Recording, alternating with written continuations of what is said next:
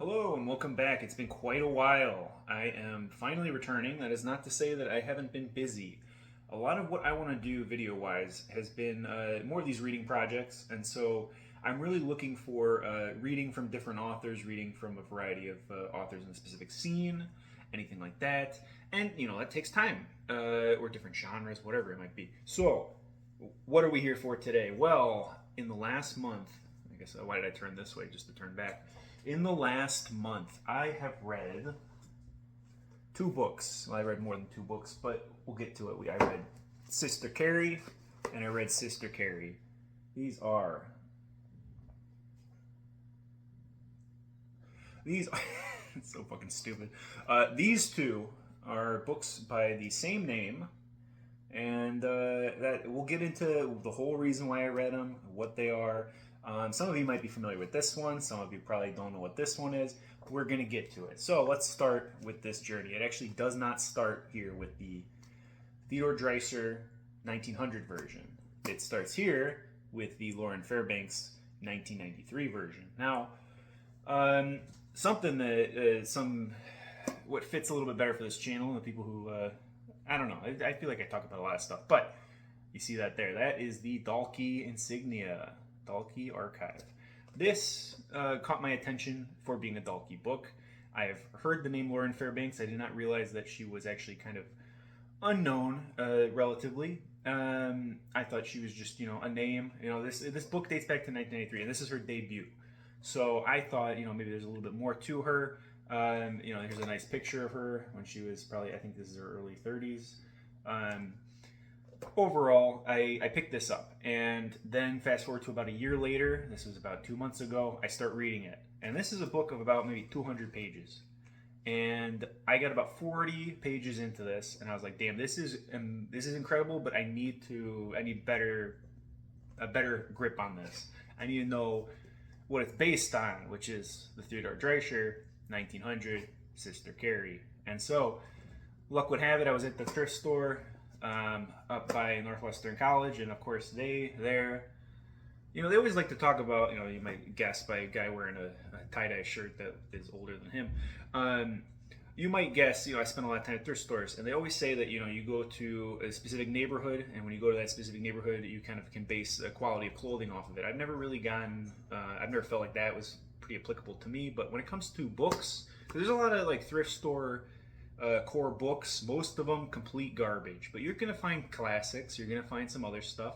I highly recommend, if you live near a university, to check out the thrift stores there, because you're going to get a higher quality book. So I've got many books on my bookshelves. Let me see, what's a pull? I don't know. There's too many. This video's going to be too long as it is. Was there, and I found this copy about a week after, maybe a little longer than that, within less than a month. I found this there, and I was like, okay, we're gonna do this Sister Carrie thing. We're gonna go for the ride. So what is it? Sister Carrie. This is, some people might have read this in English class. I never had to read it. Never knew anything about Theodore Dreiser or the American Naturalist movement. I actually had a concept for a video last fall when I read my first. Well, it wasn't my first, but first as an adult in recent memory, naturalist book. I'm gonna knock these shelves over. And that would be Frank Norris's The Octopus. Now, I wanted to read this one, and I wanted to read his follow-up sequel. I wanted to read The Pit, which is this book 2. This is a Chicago book. That's, we'll get into it, but putting that one back. It's an unfinished trilogy, and I thought it would be kind of interesting to kind of cover that. And so I've read the first one, which this is a big, bulky book from 1901. It's a book from 1901. The guy died in 1903. Probably doesn't have a lot of modern sensibilities, and so he's kind of forgotten the time. I'll leave it at that, but there's a lot of discourse around Mr. Frank Norris, who is relevant to Sister Carrie, because this came out in 1900, Theodore Dreiser. It's part of the same naturalist movement, which I like to describe. It's very forgotten, I would say, in the canon of American literature, but it really is. They're not my favorite kind of books. These are like okay at best. I think the characterization could use some work. I think that it's a little heavy-handed in its tones for things like this. And really, I think it's more applicable just as the bridging gap when you think about going from Moby Dick Moby Dick over here, which I have not read, but this 1960 copy is very nice too, right? That was a thrift store find. All the way to before I knock anything over, Ernest Hemingway, also a thrift store find. Not the one I read in high school. So I really do think that this is the bridging gap between the two. When you go from a Melville to a Hemingway in the American novel, and of course with that American masculinity, whatever else, and we'll get into it. But that's about where I'm gonna. Well, I will say, these guys being friends, he had a lot more success early on. Kind of forgotten the time. Then Sister Carrie, I would say, is honestly more popular than anything Frank Norris has released. Had released. Sister Carrie, though, it was kind of like not very popular on arrival, and a big help to why it became so popular was the extra hand from Mr. Frank Norris. So I'm going to put that back. It's a hefty book. It's going to fall apart. I don't like these. This is a Barnes & Noble edition from 2005. Don't like it. It's falling apart. Anyways, to get back to it, we're here with Sister Carrie. To start, this is 1900. Well, actually, it starts in 1889 on the train ride into the city of Chicago. Now, our character, Carrie Meeber, is on the train. She's from small town Wisconsin and wants to go to the big city because it's big and exciting. And this is honestly a pretty interesting point in Chicago history. If you think about it, 1889, that is in between two of the most acclaimed historical points in Chicago history. You got the Chicago Fire of 1871, and then you also got the Chicago World's Fair exhibition in 1893. And really, it's a miraculous rebirth of the city. They should have named it Phoenix, but that would be boring. And some other cities eventually decided to take that name. It really, the whole city, well, not the whole city, but a significant portion of it was destroyed by the fire. A lot of commerce destroyed, a lot of real estate destroyed, people's fortunes destroyed. So how do you rebuild after that? Because that city, it could be it. And here we are today, sitting in a room. What happens is, they really rebound. They get a lot of investments in it, and from that point on, the population it over doubles in size from the point of those two periods, and that's why the World's Fair lands there, because it was really seen as the city of the future. A lot of a lot of stuff happening there, massive population growth. It really was an incredible place. So, 1900, still huge city. Today, still huge city. And really, yeah, so we're at that point right now. It's an exciting period in this Victorian Chicago, which you can still see some hints of today. And really what happens is Carrie Meeber, she's on the train, and she doesn't really know what she's doing. She's like 18 years old, and she just is like fascinated by wealth and fancy clothing and whatever else. And from that point on, really what she does is she goes... she meets this guy Drouet, who is a traveling salesman of sorts, and he's got money, but is he rich? Is he like immensely rich? Not really, but he's got money, especially compared to her, and I think he's probably in his late 20s or so, maybe 30s, so a bit older. And she runs into him, and he's very kind to her, almost to an uncomfortable degree, especially by modern sensibilities. And really, what comes of that is not much initially. She goes and lives with her sister and her sister's husband, and she finds a job, or tries to find a job. And of course, being unskilled, going for these like low paying jobs in the city, you really don't make much of it. She works at a shoe factory and finds that it's hard, and you don't make a lot of money, and she just wants to, she's paying all her money or all her wages to her sister for rent. She doesn't like that, and she just wants the fast track to the nice life. That's what I'm saying. A lot of it too is these kinds of stories. Maybe they were a little more revolutionary back in the day, but nowadays we've had these stories played out so many times. It's boring. It's whatever. You're just kind of reading through. What kind of comes of that though is she eventually she gets sick. She loses her job. She doesn't have any money. She's really just about to leave the city, and we wouldn't have a book here because she'd just go home. What happens though is she runs into Drouet, and he helps her get.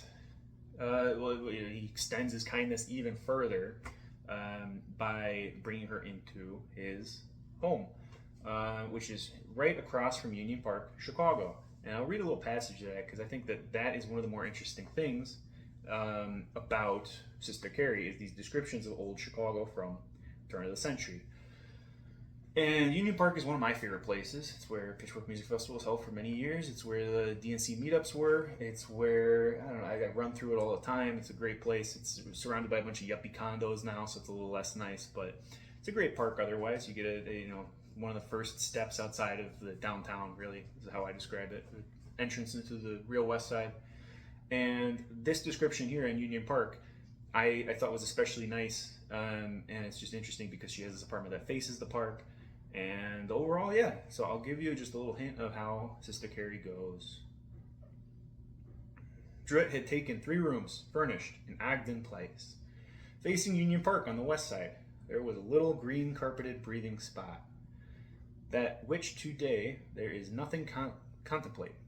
The best room looked out upon the lawn over the park, now sere and brown, where a little lake lay sheltered over the bare limbs of the trees, which now swayed in the wintry wind, rose the steeple of the Union Park Congregational Church, and far off the towers of several others. So it's really interesting because there's no pond in Union Park anymore. There is, in fact, that church. That's a big signifier that you are in Union Park, and it's just amazing to kind of think about. The Ashland stop that's right there is modeled after how the original train stops looked in the 1890s. So overall, you still kind of get those hints today of what the Sister Carrie Chicago was like. But, so we continue on the story. She lives with Druitt, and, it's mostly just transactional. Now, I should mention here, because I haven't mentioned it yet, this is a 1980, I want to say, was it 81, 82, Bantam edition. I believe this is 1982. And if you know anything about the history of the publication of this book, there is in 1981 a version titled the Pennsylvania edition, Pennsylvania University edition, I want to say. What exactly do they call it? But essentially, it was an extended, non-addended version of Sister Carrie, which came out, like I said, in 1981, so right before this. And they do make references in my copy to what the changes are. But I'm reading essentially what was the original text that was published for the first 81 years of this book's existence. Normally, I don't like that. I think that I would try to read the unabridged versions of a classic. I want to get the whole story of it. That's why I haven't read Count of Monte Cristo yet, is because it's hard to find the few editions that are the right ones to read. You find plenty of them at thrift stores of the abridged versions, and they don't tell you that. So I didn't feel as bad reading this just because for so long and so much of the popularity of Sister Carrie and most of what a lot of people have read is this version. But if you're going to read a lot of pretty much any edition that's come out since then, it is to my knowledge, the unabridged versions, which are about 100 to 150 pages longer. Now, some of that, because this is mass market paperback, is probably the typefacing, but there is a lot cut, and they will mention it in this edition, kind of what's cut. And some of it is descriptions of Chicago. Would have enjoyed reading some of those. Some people probably don't. Some of it is the more racier stuff, so you kind of think about it, like I've been kind of hinting at. The Sister Carrie, and we'll get into it with the other Sister Carrie, because don't forget there's another one here. What happens is Sister Carrie, Carrie Meeber, she goes and she's just kind of like attaching herself to these different men, because she found that if you're going to live in a capitalist patriarchal society and you're a woman who has no other applicable skills, no trained abilities aside from having good looks, you're pretty much destined to attaching and achieving success through a man, especially this time period of 1900 or 1889. Time period kind of goes through 1890, so whatever, back in the day. So what is kind of going on? She has this very transactional relationship with Druitt, and he's a traveling salesman. He disappears a lot of times. He's not necessarily the most faithful, but he's definitely the most likable character in this book. And I don't think Sister Carrie's very nice. I don't think a lot of the other characters are very nice either. It's all kind of depressing, to be honest. And really, what comes of that is she meets this other guy, Hurstwood, who, boy, he's a character we'll get into. Most disagreeable character of this entire book. He is a much wealthier man. He's a much older man. He's a married man. He's got adult children who are, if not older, or the same age, older than Sister Carrie. And she draws an interest to him, and he draws an interest to her. Now, she does not know he's married, but she's still cheating on her fiance she's got here. She's still really just in love with the wealth more than any specific person. And that's kind of just the where you go with this story. So what happens is eventually the two partners find out. Now these two partners,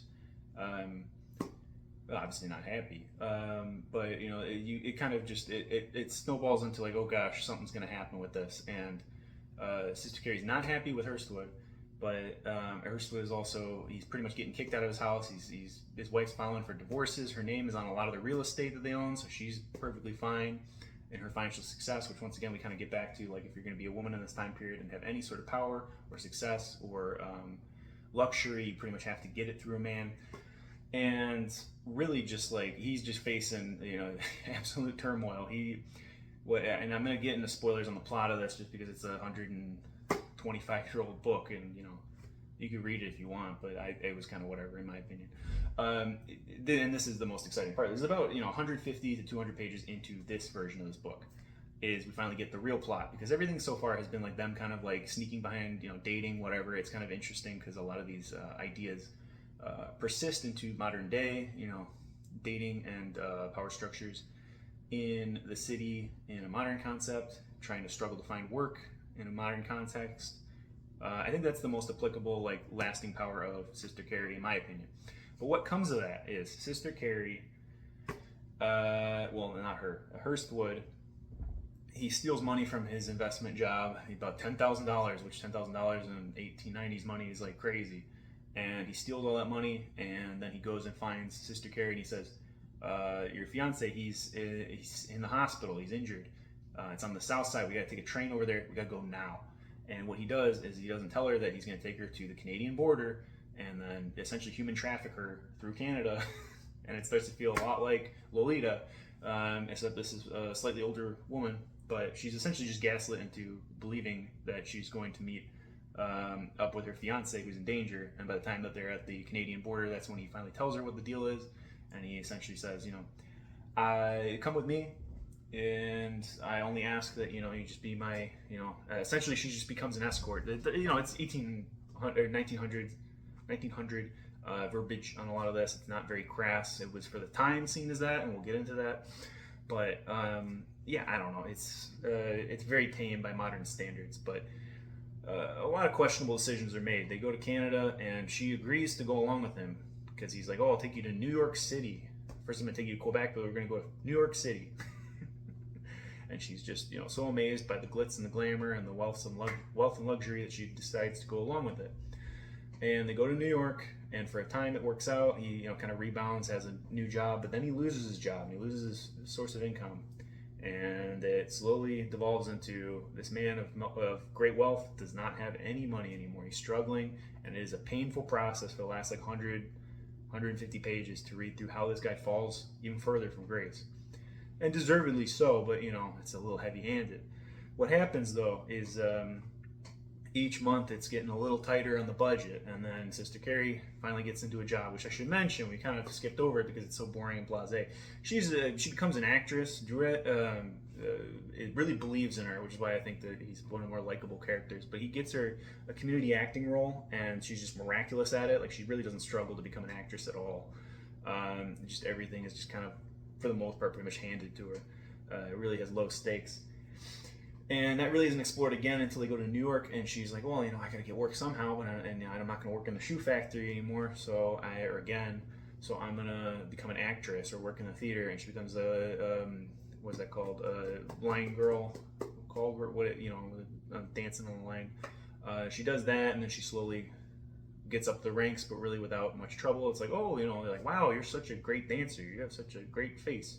You really can act. And she essentially just gets it, and then she gets immense wealth to the point where she's kind of hiding it from Hurstwood, and eventually breaks it off with him, and he's left to fall into death and despair, essentially.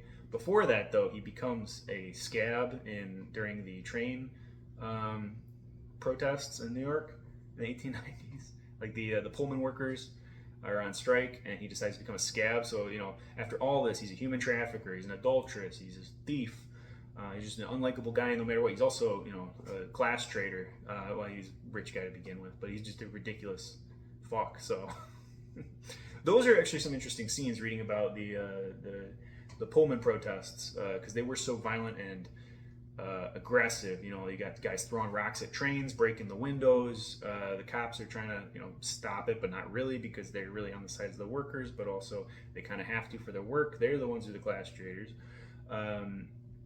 Are protecting the scabs just so that the trains can run, and they're, you know, these scabs are just getting beat to shit. And so he does like 2 days of work and he gives it up. But that's the first and only time he's really gotten a job the whole time. He's really just a bum. Really, all his only other jobs have been like managers and investment guys, like just a bunch of making money come out of thin air kind of jobs. Not doing no rough hands on that guy. So he falls to the wayside. Sister Carrie rises up, becomes this acclaimed actress, and everything works out. I don't know if it's great, but, you know, mostly it kind of peters out by the end, in my opinion. I think the real excitement is that whole, like, Herstwood running away with her. That's really where the main plot of this book is. Everything else is a little filler. It's a little just drawn out. It's very... This is back when they didn't have anything. This is like soap operas for back when they had literally just books. So, classic. It's a classic. Like I said, there's certain things I like about it. I think that the depictions of certain relationships are quite contemporary to this world. It's really interesting how, like, this holds up, and you can kind of imagine it in a modern retelling. Like, they could redo this and it wouldn't change a lot. I think the descriptions of Chicago are great. New York, I was a little less impressed, but I'm also not as familiar with. Like I said, the historical aspects are kind of interesting, and that's the naturalist aspect of this. So naturalism, really like covering the real, nitty-gritty, realistic aspects of life. Octopus was doing a lot of that. It's a lot more vulgar, a lot more extreme, a lot more violent, Wild West-esque, whereas this is city life in the Eastern Conference Zone. That's that. I would compare it also, like I said, Lolita was a comparison. What else would I compare this to? And the Octopus. I would compare it to my other Bantam early 80s edition, Madame Bovary. I think Madame Bovary is a little bit more interesting, 50 years earlier. But that, like, unhappy domestic woman story told by a man kind of thing is what you got here. Well, they look nice together. Those Bantam editions. Just off Gulf Road. Now it's an empty, vacant lot. Alright, so, read this, was a little underwhelmed, but I felt like I had a better grasp of what Sister Carrie is supposed to be. As a concept, as a character. Then I went back to Lauren Fairbanks, and boy, I am not going to begin to start to explain the plot of this. Because this is a postmodern retelling from 1993, and I enjoyed it for many different reasons. Plot, I could not tell you what happens. I'm going to try to explain some bigger picture ideas that I had reading this, and why I think that this fits, because honestly, you could probably read this and you don't need to read Sister Carrie, the Dreiser edition, version, iteration. What you could do is you could start with this Sister Carrie, and I know some people who have. Like I said, this is her debut, 1993, on Dalkey. Everything going for her. I think she had a poetry collection that also came out through Dalkey. I need to acquire that soon too, because there's not much else that's out from her. And it's a bold choice to make your debut novel a postmodern retelling of a classic from 93 years earlier that people who are fans of this are probably not going to like, and people who are fans of this, or, you know, of postmodern literary playground kind of stuff, are probably not going to enjoy the previous iteration, or not know it or whatnot. I don't know, it might be obscured. You got a really small Venn diagram of the people who are going to be aware of both of these. So what kind of comes of that? Well, on the cover here we got, there's so many funny descriptions. I'm going to link a video from the one and only Mr. Rick Harsch, who I will reference not just because of this video, but I think he is a great example. Boy, where's that book? We got Eddie Vegas over here. I mention that because Rick Harsch decided to publish Lauren Fairbanks' newest novel 2 years ago. This is Prison Mars, which I do want to get my hands on now that I've read this. And I think that, honestly, after having read, not necessarily Eddie Vegas, but the Driftless trilogy for sure, maybe Eddie Vegas, there's Driftless trilogy, I do notice a similar style in writing from Lauren Fairbanks to Rick Harsch. They are about the same age, same time period in which they'd be coming up, that 90s postmodernist wave of American literature. You could see a through line. So I think if you're a fan of that Croissant style, you should not overlook Lauren Fairbanks. But I mention this because he has a video in which he was promoting Prison Mars, and he just reads the promos for Sister Carrie in that. So instead of me reading all of them, I think you should watch that, because I think it's a great introduction to Mr. Rick Harsch, and I think he does a great job kind of portraying all the different quotes that were given in the early 90s, mid 90s, and accolades that were given to Sister Carrie, and then how that kind of tapered off. On the cover, though, we got a quote here. I'll hold it up, maybe. You're not going to be able to read that. It says, "This is the future of American fiction, coming at you faster than an MTV alternative rock video," which is the most 1993 thing you could possibly write on the cover of a Dalkey Archive book. What comes of that, though, is that's kind of an apt description, because this is just a wild time. There are so many. It's a fast-paced book. It's a great literary, I like to call it a literary playground, where you're just having fun with it. You can just tell the author's having fun with the word, the written word, the concept of the English language. And really, you can turn to almost any page and you can find a really great phrase. I've cut a couple of them, I didn't necessarily cut them, but I marked them. I can read pretty much any page and get something good from it.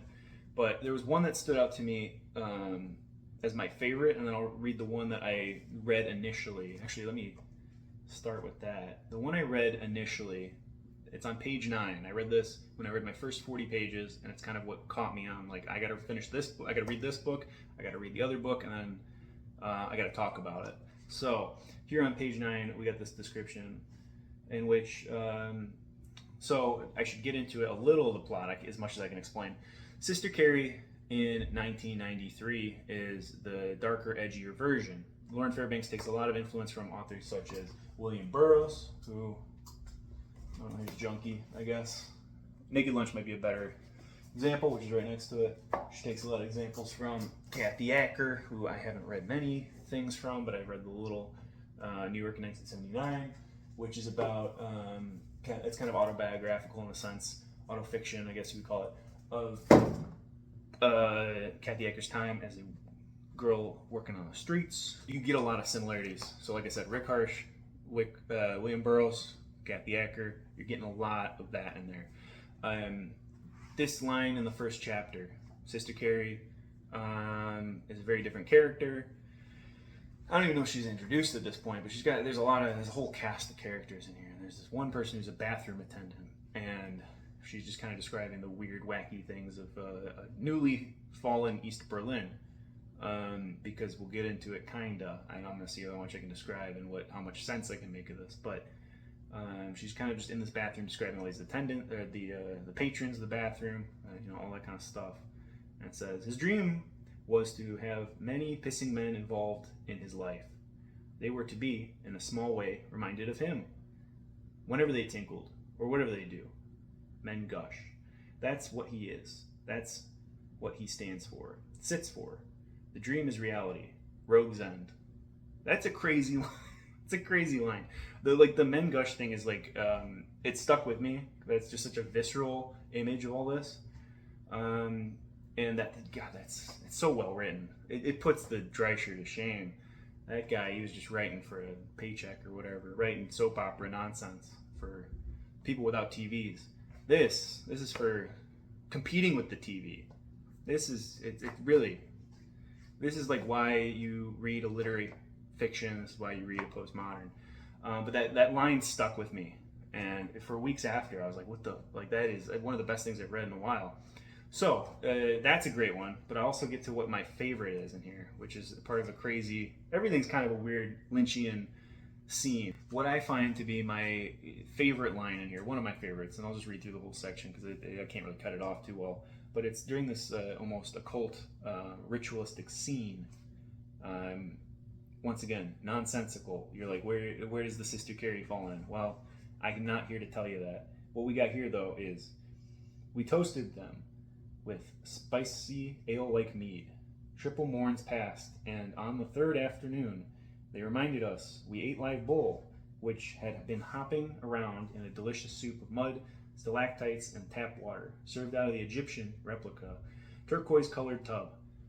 The black tea was blended with bull's blood, gory but delicious. We suffered lost minds, lost 3 days of our lives. The stock market crashed as we slam danced amid squirts of blood and razor blades.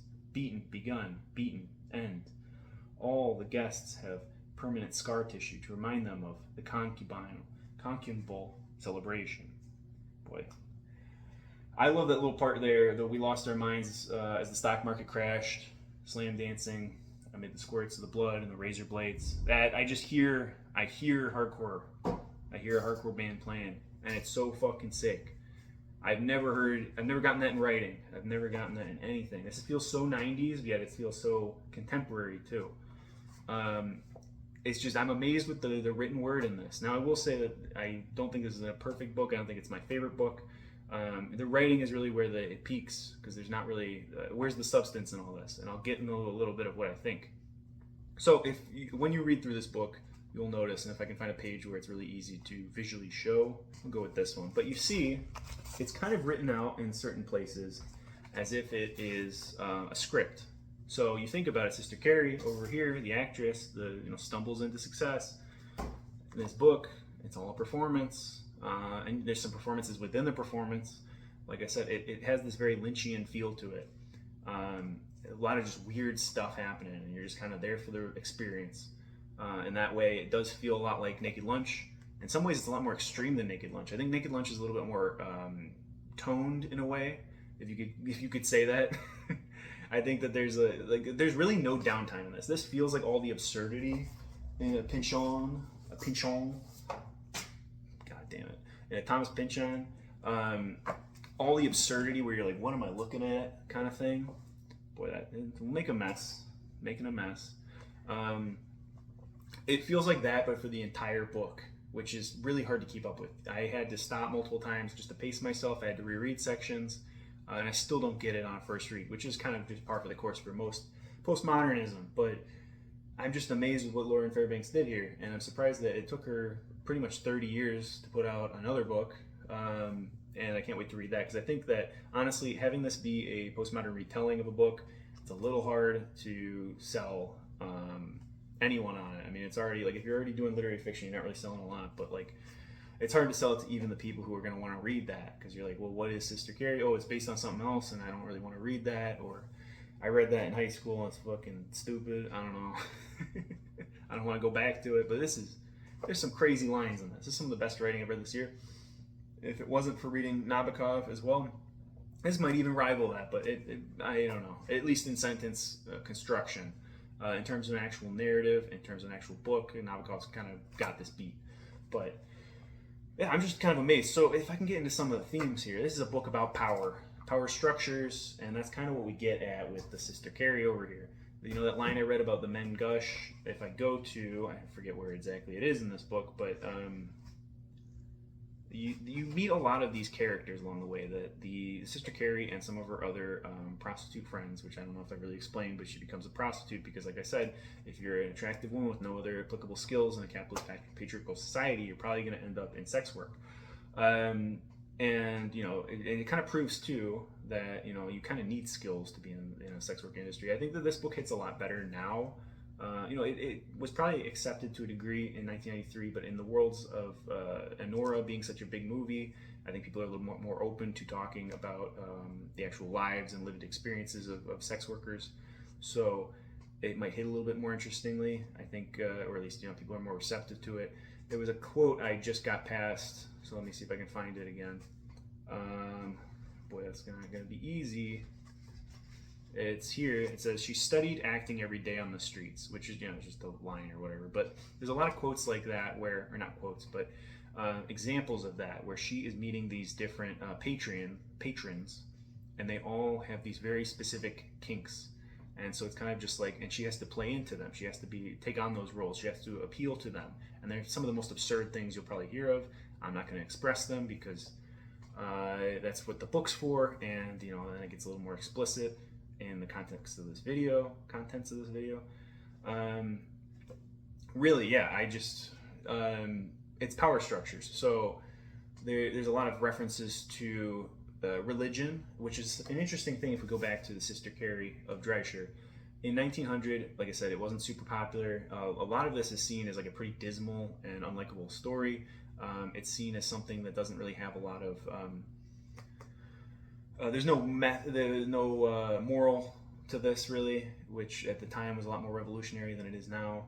But a big complaint by a lot of the Bible thumpers was that there was no mention of the name God in this entire book. Now there's a lot of mentions of God in this book. There's the fucking of God. There's all sorts of stuff, and there's the mentions of all sorts of religions. You get Christianity, Judaism, Islam, Buddhism.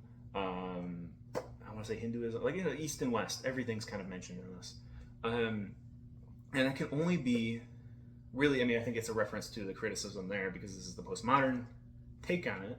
But also, it's the mention of those power structures, because I think religion really, I mean, it's especially how we see it on a human level, is a power structure.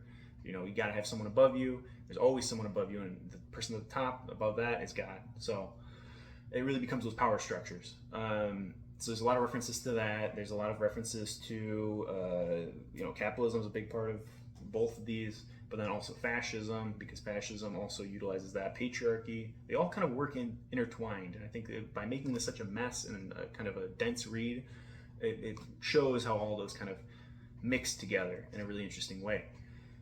And yeah, I don't know if I'm really the one to be talking about all this, but that's at least what I'm kind of on the surface level grazing off this, because I don't think a lot of people, I wanted to make this video mainly because there's not a lot of people talking about this book, and I don't think it's that hard to find. This is a pristine condition copy I got for $5.50 at Open Books. So not as pristine now that I've read it and done a little bit up on it, but really I'm just amazed with Lauren Fairbanks as a writer. I think that I would try to read more from her, what little there is. Like I said, I'm going to try to read the poetry collection if I can find that. I'm going to try to read the Prison Mars next time I order from Rick. I'm getting that. And I'm going to reread this because I think it's worth rereading. Those passages are great. Like I said, I think a lot of it is just exploring these power structures in just an interesting way, in a way that was obviously a little bit more revolutionary in the 90s. Like I said, if we're in a world where things like Honora can kind of exist, discussions on sex work, which is obviously still very a touchy subject for some people, some pearl clutchers, but I don't know. The fact that even is just what it is. I don't know. I got so many different little passages here. If I can read one more on the power structures, this is from the end of the book, and I'm not really spoiling anything because, like I said, I don't think I could even describe this book. If you even made it through this video, I think you're just like, I don't even know what he's saying. He's pulling books off the shelf. I'll read this quote, and if it's not good, I'll cut it. It's men, male society, which means packing us all comfortably together within a few acres. This Prince Frederick thing they have for each other, to the exclusion of women and girls. They don't like it, not even the ones who unflinchingly accept the primal scream route. Since I am like a boy with written homework pockets they like to lie in, they don't have to worry about me. What surprises me is how they assure me of my womanhood, and at the same time are complimented themselves. A boy is what they want, the way they don't have to worry about Marilyn Monroe, for gosh darn sake. Can you imagine how intimidating a female impersonator like that is?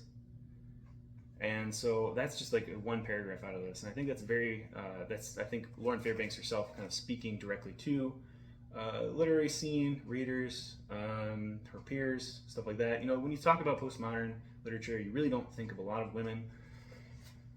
The only other one I can really think of, boy, I didn't even bring the new one I just bought in here, is Mrs. Brigid Brophy. This is a favorite of mine, another Dalkey. Boy, I'm really building a collection of the women of Dalkey. Is that going to be a video? Do you think I'm the face of that? I don't think so. But that's a book from, I want to say, late 60s. I don't know of anything in the 90s, really. I just bought, and I really wish I brought it in here. Maybe I'll go grab it right now. Almost knocked the shelves over. I just bought this weekend. This is Christine Brooke-Rose's Xorandor, which it's a beautiful cover. This is like her take on science fiction, but she is a literary fiction writer. who is actually, she did the foreword of the Brigid Brophy, so that's kind of how I know her. But there's all these, not a lot, but there's a handful of these women who are out there, and they're obviously overshadowed by a lot of the men who are writing in this way. And like I said, I used a lot of references to other male writers, and I think that it's really interesting the quote that she has there, where it's, they want a man, but it's a woman, or it's that balance. You can't have the ultra femme Marilyn Monroe, who fits like kind of a caricature of what you expect, but you also can't have just a woman who is essentially a man, or at least how it's seen societally. I don't know. There's a lot of interesting points here. I'm barely grazing the surface with this, but I make this video because I hope it piques the interest of someone, and they want to read this book, and they want to have a discussion, and they want to think about this in a deeper way and a further exploration of these themes, because I just think it's that interesting. So I've got a lot of other ideas for videos coming up. I'm still working on it. I'm reading a lot of stuff, and yeah, I'm hoping to get more videos out sooner rather than later. So thank you for watching if you made it this far. Thank you for sticking with me if you stuck with me, and have a good night. See ya.